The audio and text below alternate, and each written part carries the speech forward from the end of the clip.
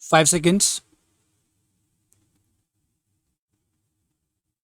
Sir, one of the issues that was raised was about the price of coal and of petroleum.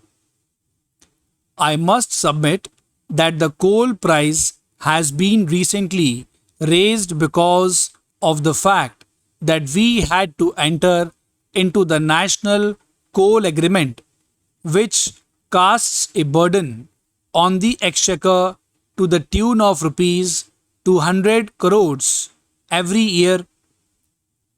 In fact, even the costs of inputs have also gone up. Having regard to these two factors, we had to take a very painful decision of increasing the coal price. Otherwise, the industry would have suffered like anything. On the petroleum side, the position as it stands is that there is no doubt, as in fact, honorable members had made observations that while production has gone up, prices have also gone up. In fact, sir, in another context, I have given details to this house itself that if you compare the prices of petroleum with the prices as prevailing in various international markets, our prices are still cheaper. At one time, when the House did want that we should reduce the prices, I had categorically said that whatever resources we build through this process, we plow back the money for the exploration and exploitation of oil. We thought that by using these resources in exploration activities, we should try to become self sufficient by the end of the decade, which hopefully we are expecting. And if we are not going to be self sufficient, we shall undoubtedly be in troubled waters because we shall not be able to handle the economy in the proper perspective. Therefore, sometimes a little sufferance becomes absolutely necessary in order to have the long term gains. It would be very easy to take certain populist approaches in these masters, but in the long run, the nation suffers. And it is precisely in this background that I would take this opportunity to urge to the various state governments and the electricity boards not to divert the money that have been allocated to the power sector, because in many a case I am finding that for sheer popularity, various state governments and electricity boards are trying to divert the money allocated for power, which would in the long run affect the economy of the state itself. I defend the rise to set the economy on rails.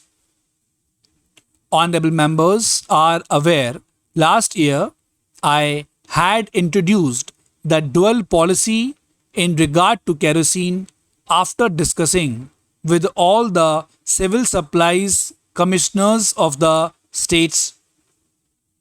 And when I was assured that they would be able to implement the dual policy, I thought that the policy is such which could be taken care of, in which case the poorer sections of the society could be protected. But unfortunately, I found that the poorer sections were the first victims, as a result of which, within 1 month of the introduction of the dual policy, that scheme had to be withdrawn. In fact, I myself stood in Bangalore in the queue and I found that the poorer people were not being given, and the dealer said that the quota that was earmarked in the leeway system has already been exhausted, and it was very difficult to find out which quota was what. Because of the distribution system not being strong, this step had to be taken. Many a honorable member has been making a complaint from time to time that there had been adulteration of kerosene with HSD because of the fact that there is a disparity in prices. It is true, I concede that I am aware that about 19 to 20% of kerosene goes in the adulteration with HSD.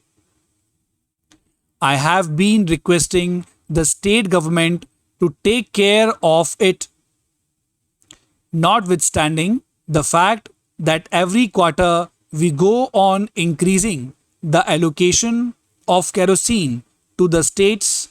Much of the kerosene is going towards adulteration, and I have been trying to impress upon the states that we have to import kerosene and that quite a large amount of foreign exchange is spent. While in the case of petrol, we are absolutely self sufficient, in the case of kerosene, we have got to import, and this I have been trying to impress that we cannot employ the price mechanism that often advocated so that the adulteration of kerosene with HSD does not take place, because that would create more problems. The moment we increase the price of kerosene, it affects the ordinary man. Maybe some people had been trying to tell me that this is no argument at all. In fact, I found in the other house that some of the opposition members had been trying to put across to me this view. It is a question of policy which we are committed to. Whether one likes it or not, a policy decision has certain perspectives, and these perspectives we have sought to put forth for our all round progress.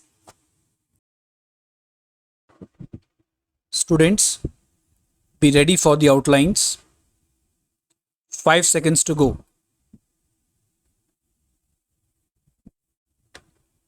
Exchequer, categorically, exploration, perspective, absolutely necessary, populist, electricity boards, share, kerosene, poorer sections of the society, Q, adulteration, disparity, impress upon the cheaper, plow, exploitation, sufferance, in order to, precisely, popularity, in the long run,